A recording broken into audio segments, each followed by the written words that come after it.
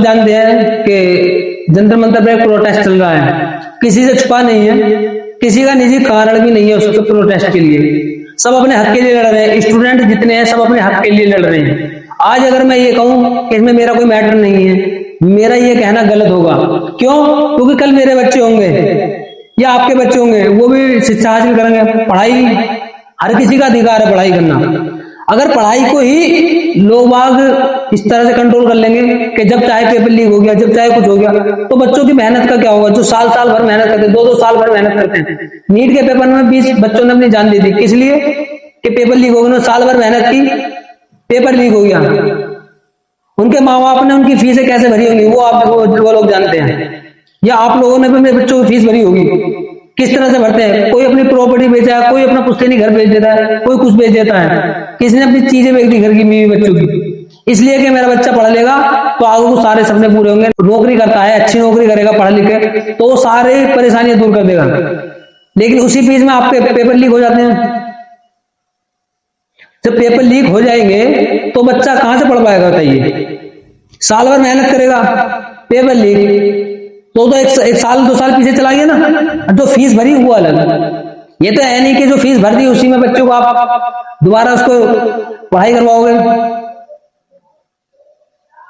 जो ये जंतर मंतर पर प्रोटेस्ट चल रहा है, ये किसी एक की निजी मैटर नहीं है, ये हर एक इंसान का है जिसका बच्चा पढ़ रहा है। चाहे वो फर्स्ट क्लास में हो, चाहे वो इंटर में है, चाहे वो बीए में हो, किसी भी क्लास के अंदर हो, ये हर एक उस बच्चे के लिए है। और हर उस एक आदमी को आवाज उठानी चाहिए जिसका बच्चा पढ़ाई कर रहा है। चाहे मैं हूं चाहे आप हो, मैं पढ़ाई नहीं करता। मैंने पढ़ाई छोड़ दी 10th के बाद, क्योंकि घर की परेशानी थी, तो इस वजह से पढ़ाई छोड़ चुका हूं। ना घर के ऐसे हालात थे कि मैं आगे पढ़ पाऊंगा। लेकिन जो बच्चे मेहनत करते हैं उनको भी रोका जा रहा है। किस लिए? कि वो उनसे सवाल लेकर बैठे हैं। किससे? जो सत्ता में बैठे हैं। तो भाई उसके लिए आवाज उठानी पड़ेगी, आपको, हमें सबको एक होना पड़ेगा। जो वहां चल रहा है वो आंदोलन ऐसे ही बनता। आंदोलन जब बनता है जब पब्लिक जुड़ती है, और जब पब्लिक जुड़ती है ना तो हर एक सरकार को झुकना पड़ता है, जवाब देना होता है, और जवाब देना पड़ेगा। अब ना बाद में 2 महीने बाद, 10 दिन बाद। अब देखिए एक बंदा 18 दिन से अनशन में बैठा है, कुछ खाया नहीं है। आप रह सकते हैं, मैं रह सकता हूं। आपने सोचा कि हमारे कोई दिक्कत नहीं है, हमारे कोई मैटर नहीं है। नहीं भाई, मैटर हर एक इंसान का है। अगर शिक्षा का ये हमारे हाथ से निकल जाएगा, हमारे तुम्हारे हाथ से निकल जाएगा, तो ना आप कंट्रोल कर पाओगे ना हम। किसी भी एक नॉर्मल जो लोकल कॉलोनी है उनके अंदर आप चले जाओ, किसी का बच्चा पढ़ता है भाई साहब 6,000 रुपए का, 7,000 रुपए का कोर्स आता है। क्या इतना महंगा कोर्स लेने के बाद कोई मिडिल क्लास आदमी, मेहनत मजदूरी वाला पढ़ा पाएगा अपने बच्चों को? चलो बड़े हाई लेवल के कॉलेजों को छोड़ दो आप, फीस इतनी महंगी हो चुकी है, पढ़ाई इतनी महंगी हो चुकी है, हर कोई आदमी नहीं पढ़ा सकता, हर कोई अफोर्ड नहीं कर सकता इस चीज में। तो भाई ज्यादा से ज्यादा आवाज उठाए, क्योंकि बड़े बड़े नेता सब, जिसको लग रहा है कि हाँ ये प्रोटेस्ट जो है वो सही है, वो वहां पहुंच रहे हैं और अपने उनके हक की बात को आवाज बुलंद कर रहे हैं। मैं चाहता हूं कि हर किसी के पास बैंक में बैलेंस हो ना हो, एक अच्छा फोन जरूर होता है, सोशल मीडिया पे उसका अकाउंट भी होता है।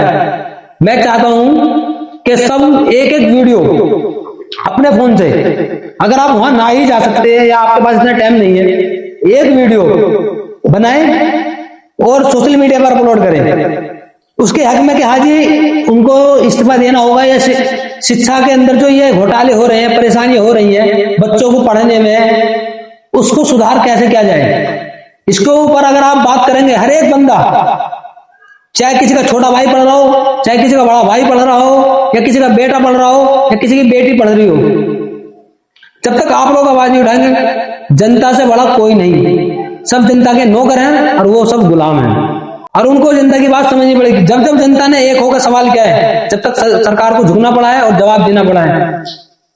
आप क्या सोचते हो कि आपके अंदर ताकत नहीं है? अरे आप एक हो तो सही, अच्छे अच्छे आपके पैरों में आ जाएंगे। क्या बात कर रहे हो आप?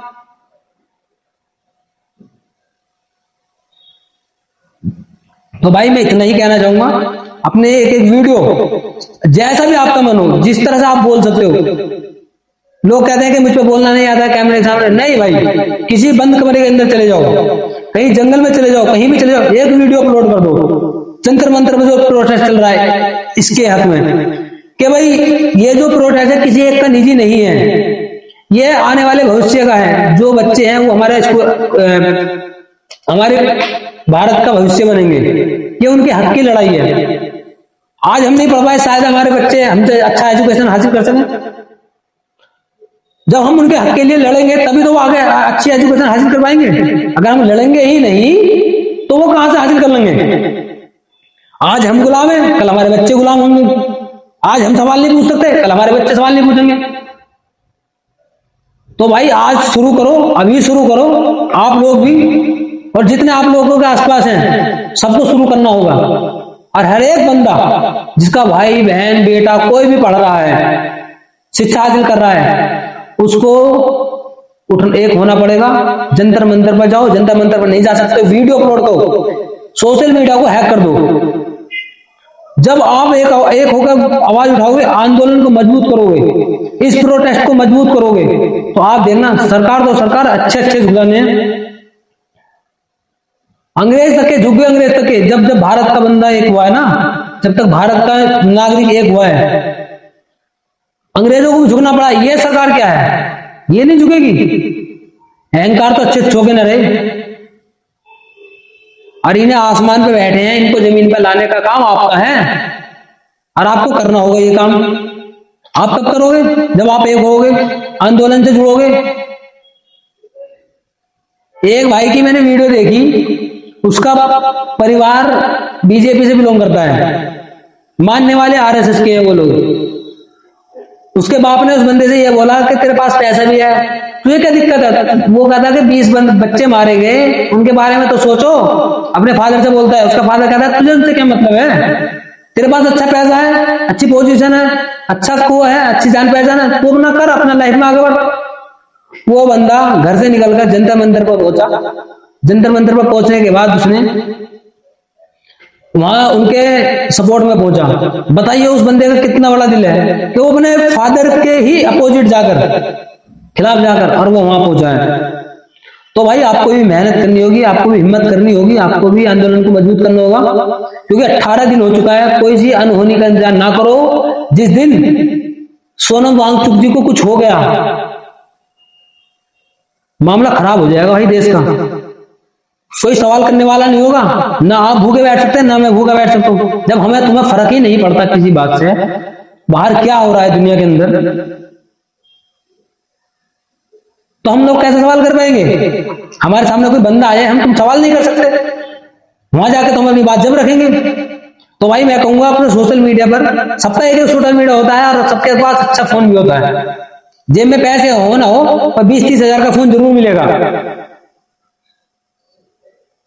भाई वीडियो बनाओ, सोशल मीडिया पर अपलोड करो, हैशटैग कोकरोच जनता पार्टी, हैशटैग कोकरोच जनता पार्टी। मैं कोकरोच हूं, आप कोकरोच है, सब कोकरोच है, तो उठाओ और बनाओ। इस आंदोलन को मजबूत करते हैं और दिखाते हैं सरकार को। जब तक हिंदुस्तान का नागरिक एक हुआ है ना, तब तक सरकारों को झुकना पड़ा है, जवाब देना पड़ा है। तो आपको भी करना होगा, समझना होगा। तो बस मेरा बात यही तक थी। बाकी आप समझदार हैं, अपने बच्चों का अपना कैसे भविष्य बचाना है वो आपके हाथ में है। अगर आप आज बोलते हैं तो आपका कल आपके बच्चों के हाथों में हिफाजत से जाएगा। अगर आप नहीं बोल पाते हैं तो कल आपके लिए कोई नहीं खड़ा हो पाएगा।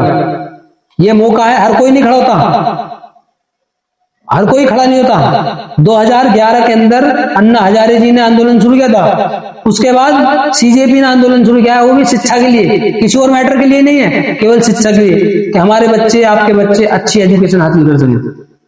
अब वो तब करेंगे जब हम उनसे जवाब मांगेंगे। वरना ये लोग चाहते हैं कि हम भी अनपढ़ रहे, हमारे बच्चे भी अनपढ़ रहे, हमारी आने वाली नस्लें भी अनपढ़ रहे, ताकि इनसे कोई सवाल ना कर सके। तो सवाल हमें आपको करना होगा, समझना होगा, और इसका जवाब भी आपको देना होगा।